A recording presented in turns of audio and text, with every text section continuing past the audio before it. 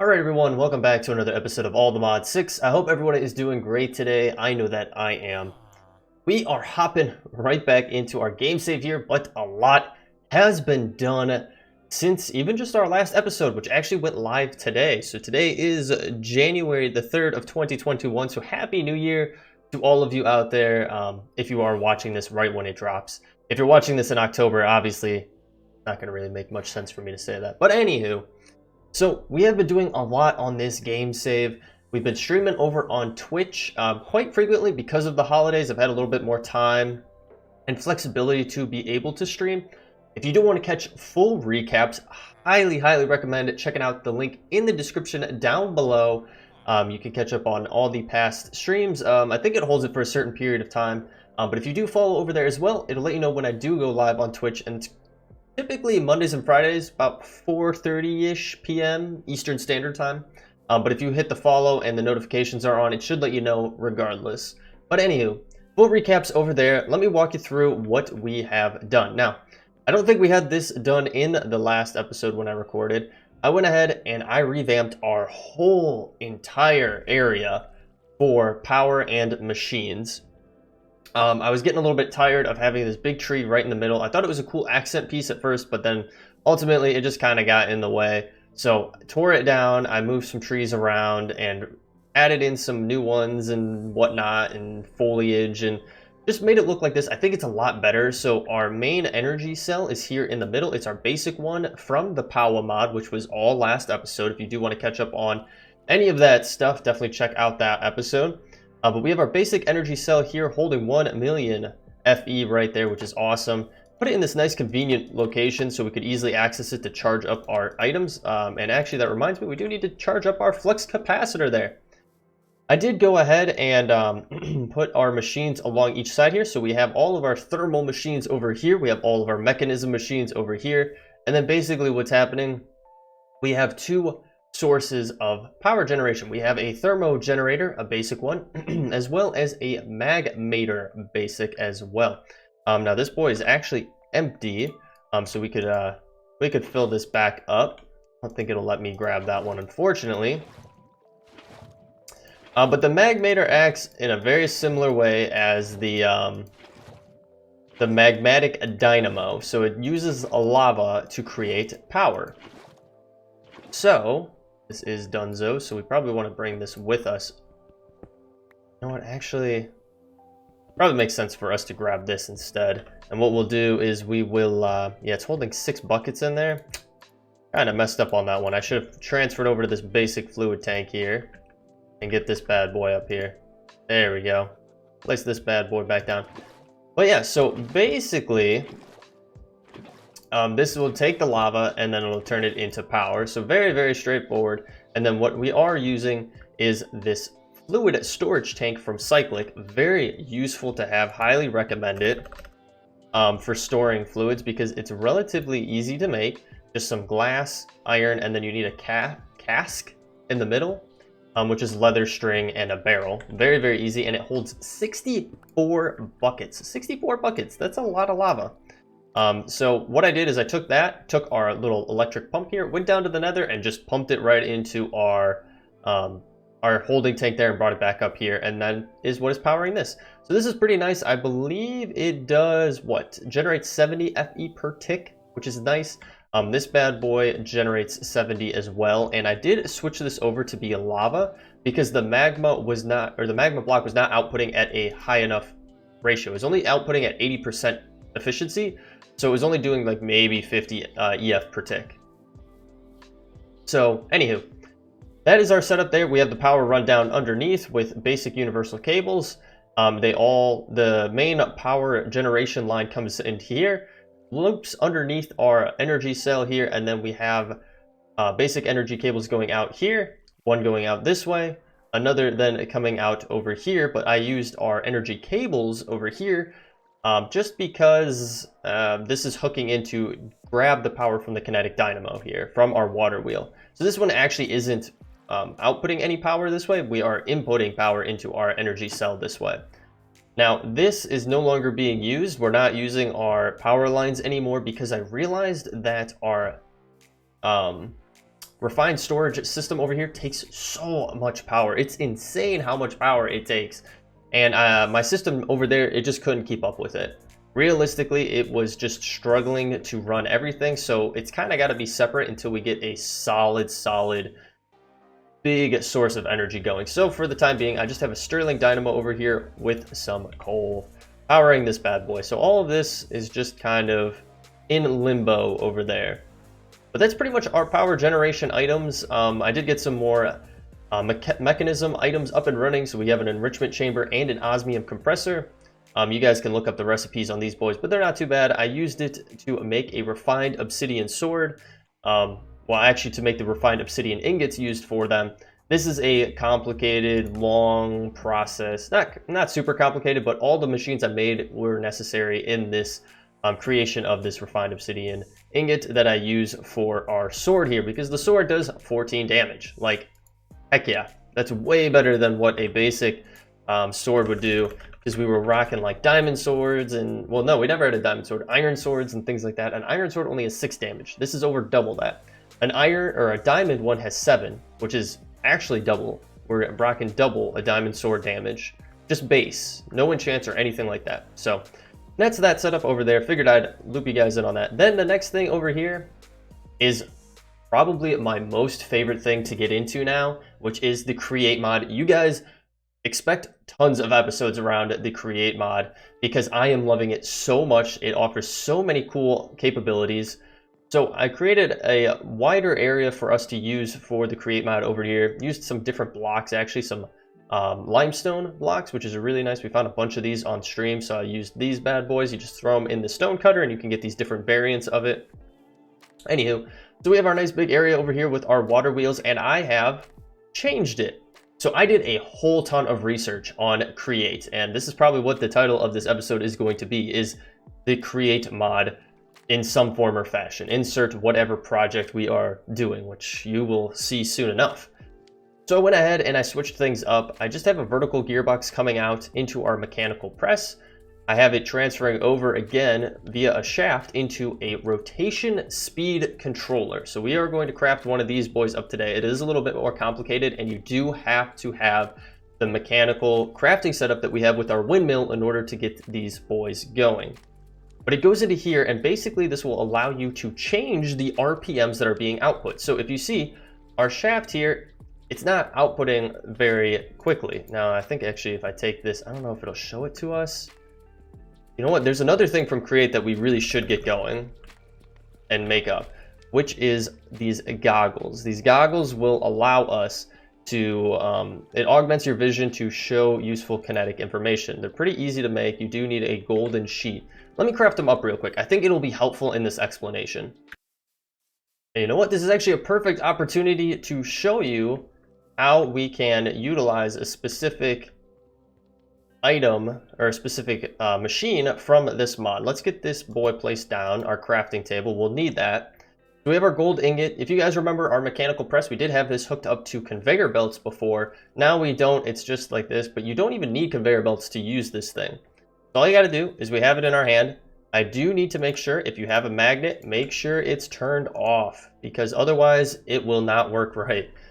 So magnet turned off, we have our gold in hand, we throw it down underneath there, and slowly but surely that will press it down and make a gold sheet for us, which is what we need to make these goggles. So we'll grab this back. I'm going to turn this bad boy back on.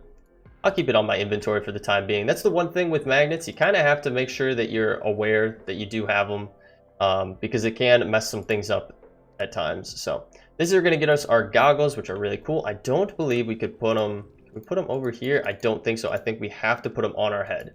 We have to take off our iron helm there, and I don't know. I thought it would show us some more info. There we go. I think it does actually show us more info with the goggles. You can see when we're holding over a device, it'll show us stress impact 48 SU at current speed. So it's very helpful there, but it doesn't really show you anything else. Anywho, so not exactly what I wanted to show you guys, but pretty much you can see this is going slow here, right? This one out of the water wheel is going relatively slow, maybe at about 16 RPMs or so, maybe even lower than that. It's probably 16.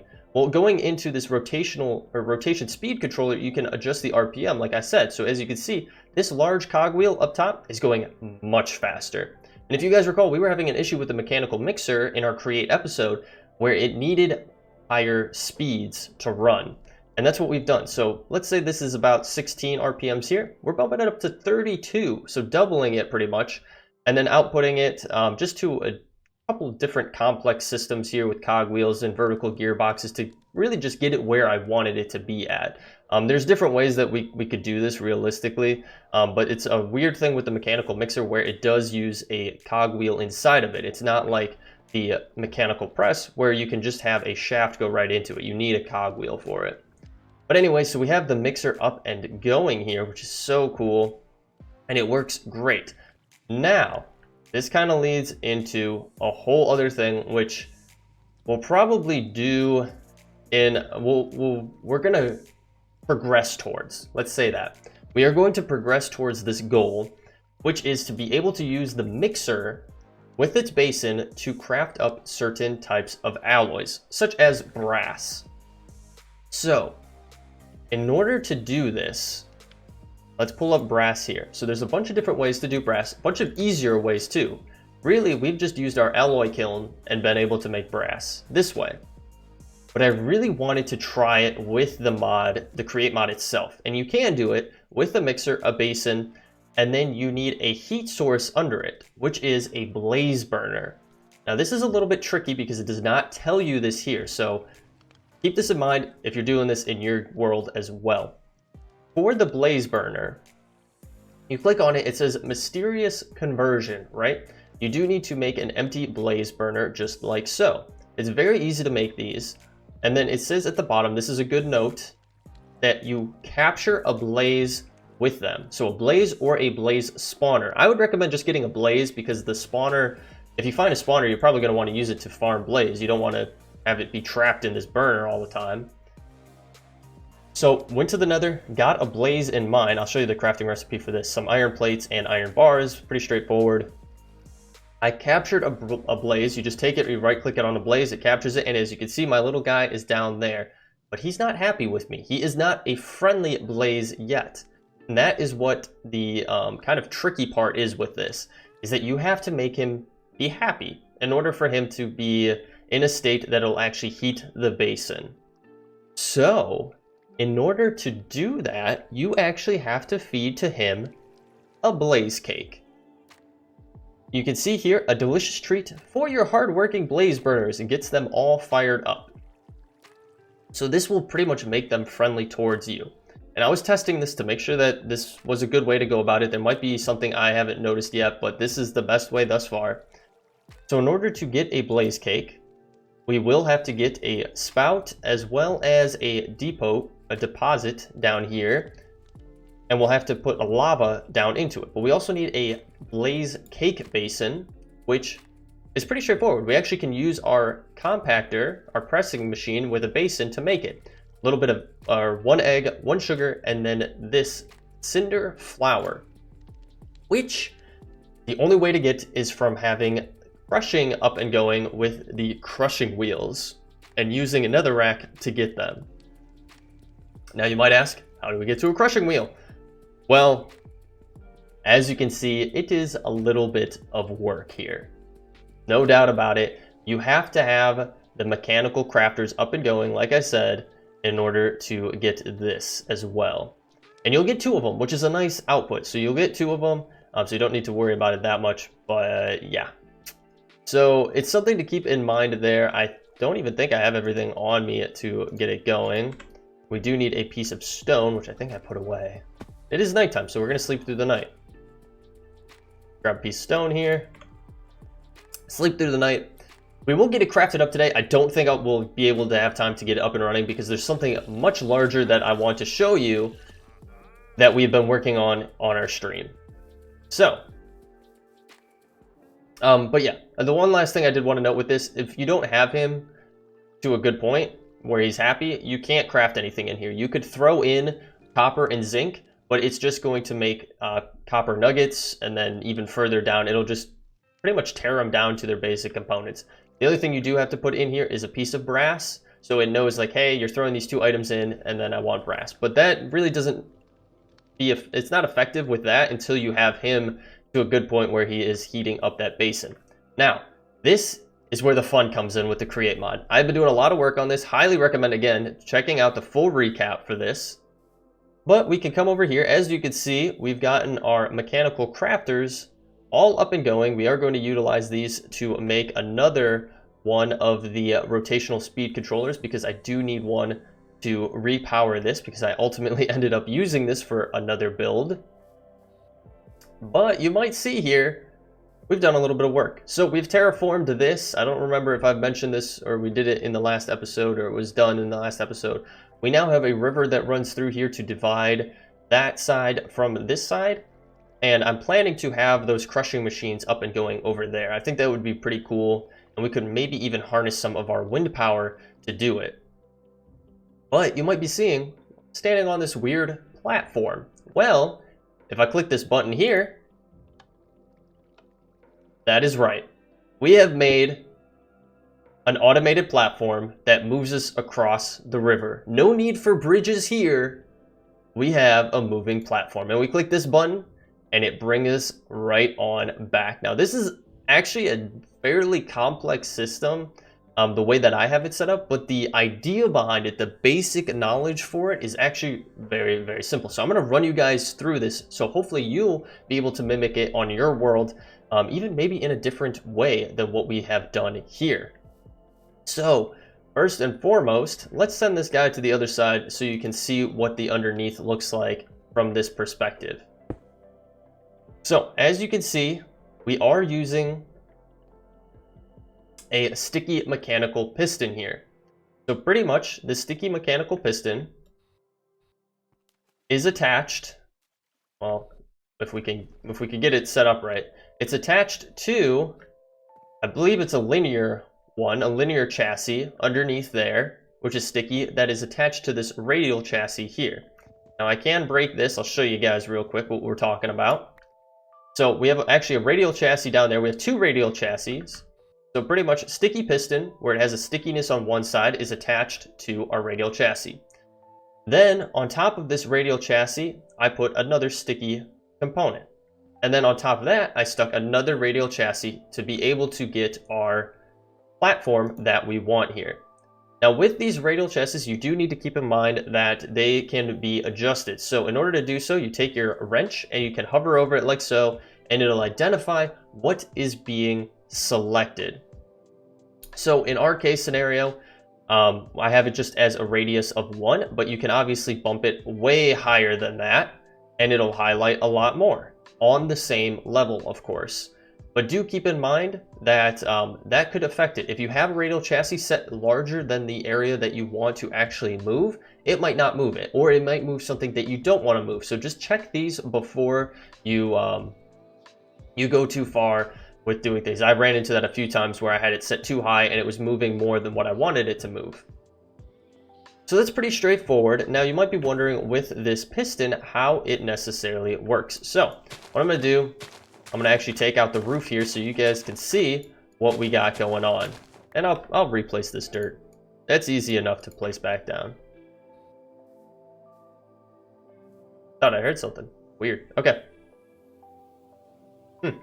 But anyway, so as you can see, we have a hole length of 12. So pretty much what happens is when you place a mechanical piston down, sticky or not, it doesn't have any extensions to it. So what you need to craft up are pole extensions. It's pretty straightforward, and it's for the length of the length that you would want it to go. So they're really easy to make with some andesite and some planks. You get 8 of them, and pretty much you just have to have the space for them to recede into. So pretty much this whole area is just a whole pit all the way back to here that this pole can recess into. So if I click the button here, you guys can see it in motion, where it all just goes back, that pulls in, and it locks into place, just like so. Very, very easy, really cool to do. I'm gonna put these boys back. And we're gonna redo this, just like so. Now, let's move downstairs to where the actual force is being produced. So down here, you can see our radial chassis there. This is our sticky mechanical piston. Like I said, when it's placed, you won't have these pole extensions here, so just keep that in mind. From here, I have a cog wheel that goes out to another one that is down to our gear shift. Now this gear shift is what allows us to be able to change the direction of rotation on our whole setup. So pretty much what allows us to move the platform forward and back is the gear shift. Now the gear shift is pretty straightforward to make. Show you right here. You just need some redstone, cog wheels, and an andesite casing. Very, very easy. So I have it set up like so. And then you can use some of the redstone logistics or redstone items from Create to help the wireless setup of this. So for us, attached to this gear shift, I have a powered toggle latch. So pretty much when it gets a redstone signal, it'll switch to one side or the other. So pretty much changing that direction, which is really nice. And you can click it on its own right now if I wanted to, but I'm not going to do that right now.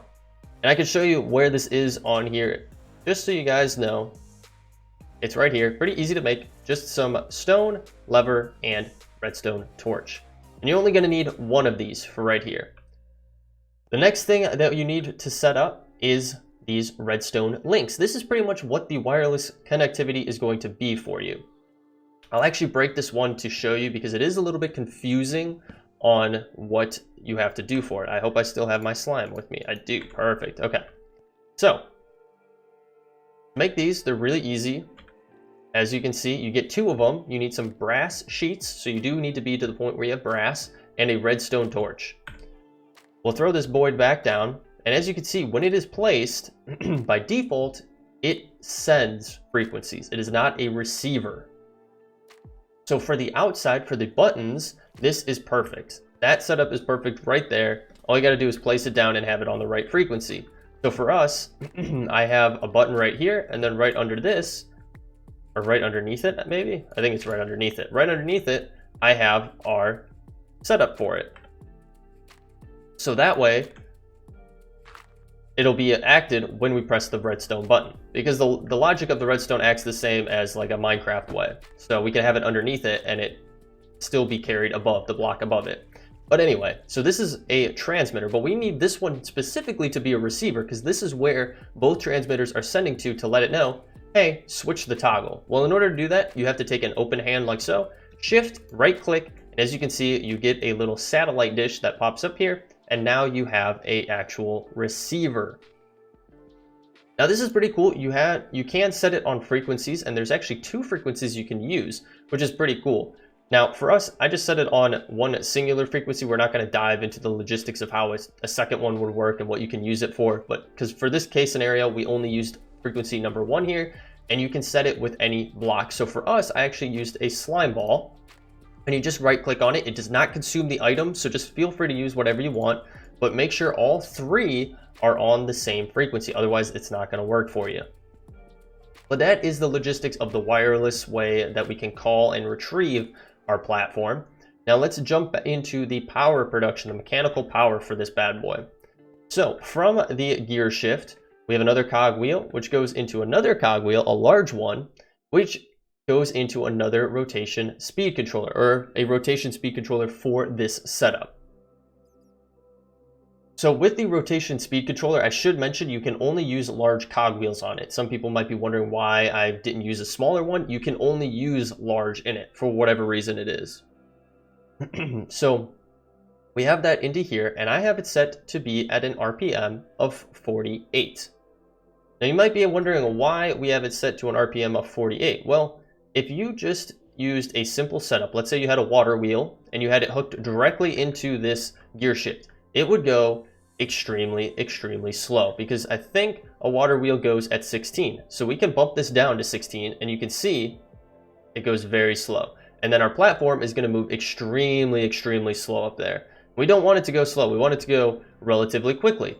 So you bump it up to a higher speed. Now for us, our max is 48. If I go up to 64, it strains the system and won't let me go any faster. But you guys saw how quick it was. 48 is a plenty high enough RPM for what we're using it for. But this is where it gets a little bit tricky. So you might watch some tutorials out there, which is what I actually did, around this, where they'll have this and they'll pump it into, like, let's say one singular power source, let's say a water wheel. And you want this to be at a higher RPM, and in the video it'll show it connected into a water wheel, and then easily they can just bump up the RPM on this and have it go really fast, because you can have this go up to 256. Obviously for us that's not going to work. It'll actually bump the wheel off there, and we can place it back and we're good to go. But they'll have it go way up to 256 or at a high setting there, and it'll work perfectly fine with one singular water wheel. Well, I think a lot of those mechanics have been changed, or maybe I'm misunderstanding them watching these different videos, because it's not really how it works anymore with this. In order to have it work perfectly and work as we do here, you have to have more sources of power all looped in together to accommodate for the stress. So if you had one water wheel hooked into this and you tried to bump it up even to 48, it would just kick it off and it wouldn't let you do it. It wouldn't let you go pretty much any higher than maybe double what the output is of that of the rotation from that specific power generation because of stress levels. So what we did here is I have multiple power sources behind me. In order to loop into those, I do just have a gearbox here with another shaft that's linked into a vertical gearbox that's looped into these bad boys. So these are 6 encased fan generators. So encased fan generators are another great way of power production from the Create mod. They're very easy to make, I would say. They might probably be you're either going to start with a water wheel or you'll start with an encased fan. An encased fan can be powered with a magma block or lava. I would recommend, or I'm sorry, not lava, a magma block or a campfire. I would recommend just doing a magma block. It's just a lot easier to do, but if you don't have access to magma blocks, campfire is easy as well. So an encased fan is very straightforward: cogwheels, andesite shaft, and a propeller, which is just some iron sheeting around an andesite alloy. Pretty much, you just want to make sure that here, we'll actually take this apart so I can show you guys. So we have our magma block down here, and pretty much you need the fan. Yeah, it says overstressed because I broke this one. You need the fan facing down. So you'll be able to tell when the fan is facing down for this because it'll look like that. You'll see the fan actually on the underside. So you'll have the fan facing down like so. Have your magma block or campfire underneath it. Oh, I do need the stone. I don't want to get rid of it. And I do need to come into here to grab a piece of this. Have your magma block, campfire under it. You have your encased fan. As you can see, it almost has like an arrow that shows you like, hey, the fan's down that way. So you could also judge it off of that graphic on it. You do need to power it, so I just throw a lever down. I could have this in a much more efficient way, but it kind of was thrown together, this part, at the last minute. And then I have them all tied into encased chain drives, because this basically will help kind of consolidate all the power down into one singular location and then transport it out over to here and then into this. Now there might be more, there's definitely way more efficient ways of doing this, but this is what I went with. You could do any power source you wanted to do. You could do a windmill if you really wanted to, or you could do a bunch of water wheels, or whatever you're feeling like. There's a bunch of different ways you can do it. But this is what I went with. I have 6 of them here, and it's been able to get me up to 48 power. And this is how we can now have an awesome way of getting across our river without having to actually walk across a bridge or make a bridge. The one thing I do want to note with this one, though, is that if you, for whatever reason, if you're doing it like this where it's over a body of water and it stops, if the platform stops midway, it will break a water block underneath it because we have the piston going the length of it, and we have part of the radial chassis and everything under there. It'll actually break a block because when it stops, it kind of puts itself into place. It's an interesting mechanic on how it works, but yes. This is our awesome setup, and I think it's really, really cool. I think really our best bet for a screenshot probably would be down here, right? Best bet for a a picture. Maybe we can fit some in here. We'll get something like this maybe. And then what we'll do is we'll come out here and get a nice little picture of our, maybe our platform or something. We'll kind of pick and choose which one we want to do. That should be fine. All right. We're running out of time already. Holy smokes. There's always so much to do here. But yes, this platform is awesome. And just think of the capabilities. I mean, we have this going vertically, but there's other ways that you can use the create mod. I mean, you can have it create platforms for you as well.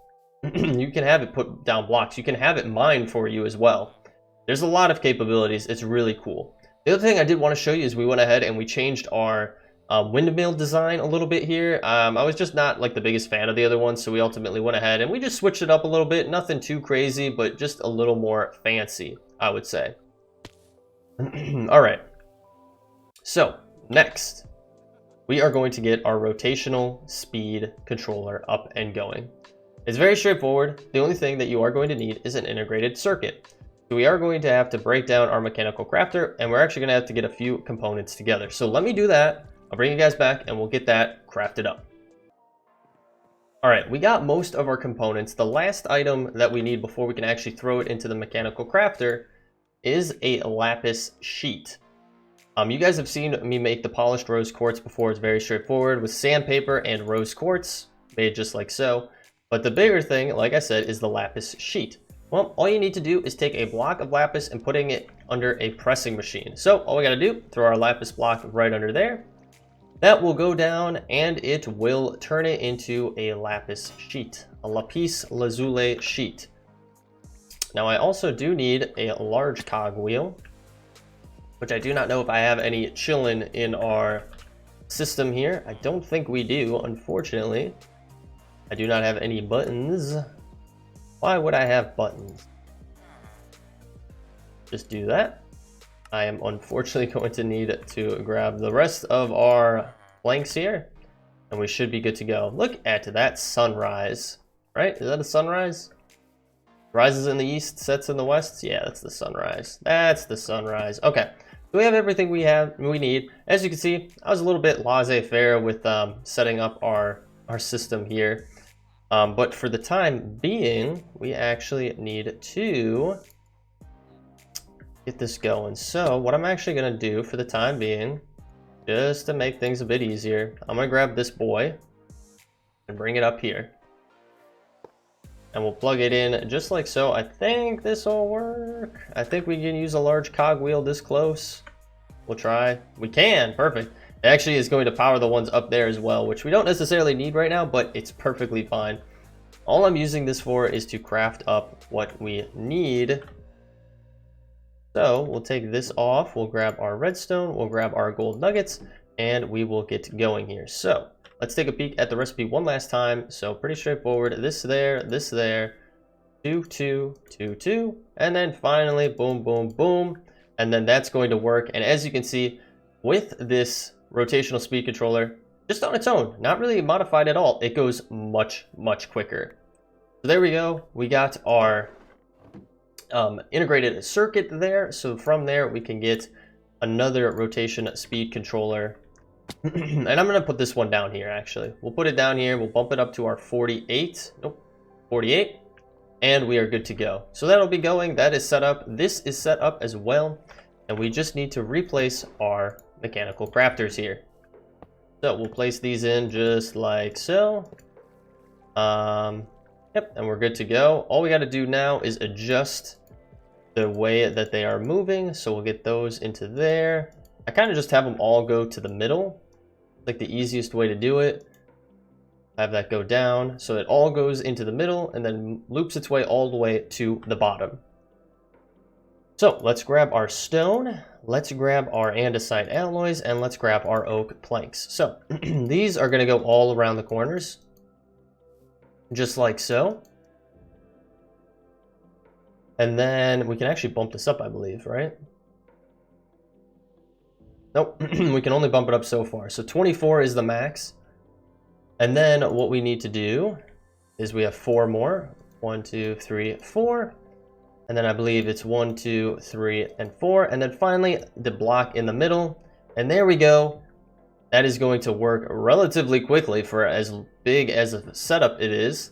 And then just like so, we have our crushing wheels, which are perfect. I don't know how big these boys are. Let's see. Can we place them down really quick and see how big they are? Oh, they're not too bad. I thought they were going to be a lot bigger. So, but I don't know if we really have enough space right over here for it. That's why I kind of would like to take it across the water there and have it set up over here. And with our new system, it makes it a lot quicker to get over here. Well, I mean, not as quick as just flying over, but again, it's really cool to have stuff like that. But anyways, guys, we are at 35 minutes into our episode here, so we gotta wrap things up. So I hope you all enjoyed. If you do have questions on my build here, feel free to leave them in the comments down below. More than happy to answer anything you might be wondering on. I know I kind of went through it quick, and it's hard to see when I'm not actually making it at the time of the recording.